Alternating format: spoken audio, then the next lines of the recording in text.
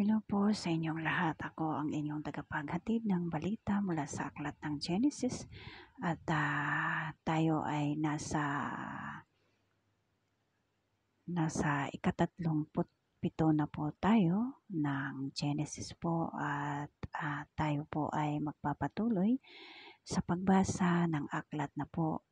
At bago po tayo magsimula ay tayo ay manalangin at samahan niyo po ako. Our Father who art in heaven, hallowed be thy name. Thy kingdom come, thy will be done, on earth as it is in heaven. Give us this day our daily bread, and forgive us our trespasses, as we forgive those who trespass against us.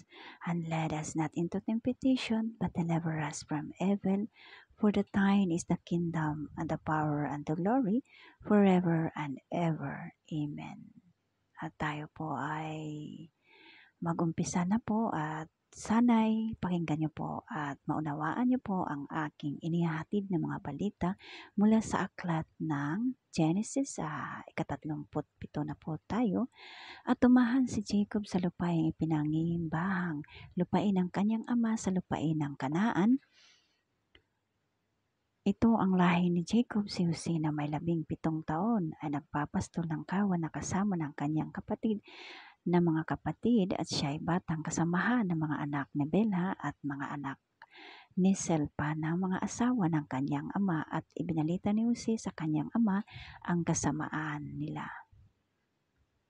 Minamahal nga ni Israel si Jose na higit kaysa lahat ng kanyang anak, sapagkat siya ang anak ng kanyang katandaan at siya ay ginawa ng isang tunika na may sari-saring kulay. At nakita ng kanyang mga kapatid na siya ay minamahal ng kanilang ama na higit kaysa lahat niyang kapatid. At siya ay kinapuputan at hindi nila na mapagsalitaan siya ng payapa. At nanaginip si Jose ng isang panaginip at sinaysa sa kanyang mga kapatid at lalo pa nilang kinapuputan siya. At sinabi niya sa kanila, pakinggan ninyo, ipinamamanhik ko sa inyong ito panaginip na aking panaginipan. Sapagkat narito tayong nagtatali ng mga bigkis ng trigo sa bukid at narito na tumindig ang aking bigkis at tumuwid din naman ito at narito ang iyong mga bigkis at napasa palibot ay yumukod sa ating bigkis. At sa kanyang sinabi ng kanyang kapatid, at maghahari ka ba sa amin o Panginoon ka sa amin? At lalo na pa siyang kinapuputan nila dahil sa kanilang panaginip at sa kanyang mga salita. At siya'y nanaginip pa ng ibang panaginip at sinaysa sa kanyang mga kapatid at sinabi, narito ako'y nananaginip pa ng isang panaginip at narito na ang araw at ang buwan at ang 11 bituin ay yumukod sa akin. At kanyang sinaysay sa kanyang ama at sa kanyang mga kapatid at sinaway siya ng kanyang ama at sa kanyang sinabi, anong panaginip itong iyong napanaginipan? Itong napanaginip. Tunay bang ako at ang iyong ina at ang iyong mga kapatid ay yuyukod sa lupa sa harap mo? At kanyang mga kapatid ay nainggit sa kanya datapwat iningatan ng kanyang ama ang salita sa pag-iisip at yumaon ang kanyang mga kapatid upang magpastol ng kawan ng kanilang ama sa Sikem.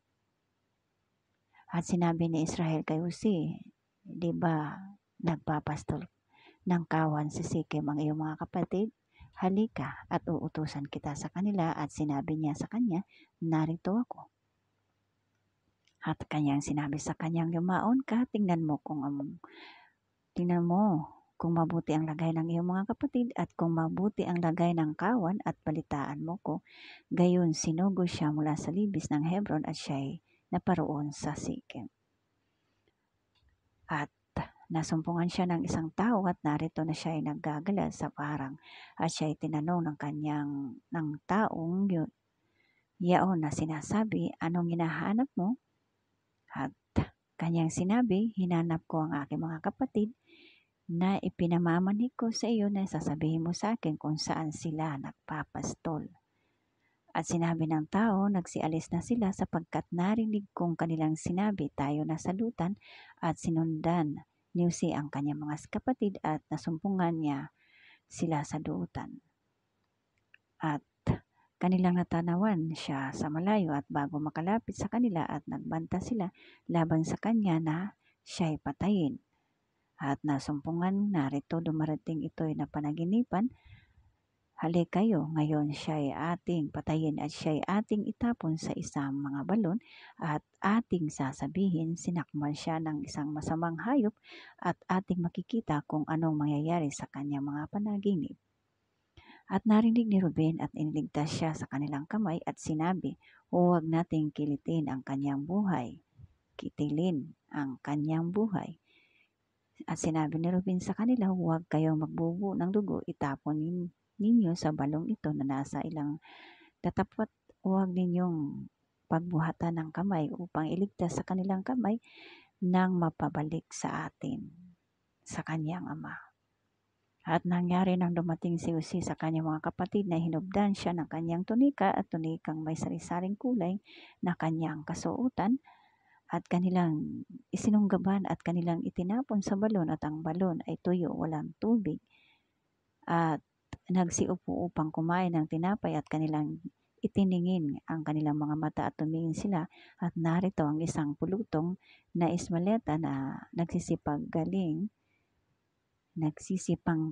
sa gilid 10 ng kanilang mga kamelyo at may dalang mga pabango at mga balsamo at mga mera na kanilang dadalhin sa Ehipto. At sinabi ni Huda sa kanyang mga kapatid, anong ating mapagkikinabang kung ating patayin ang ating kapatid at ilihim ang kanyang dugo? Halik kayo at atin siyang ipagbili sa mga Ismaleta at huwag natin siyang pagbuhatan ng kamay sapagkat siya'y ating kapatid, atin din laman at idininig siya ng kanyang mga kapatid at nagsisipagdaan ang mga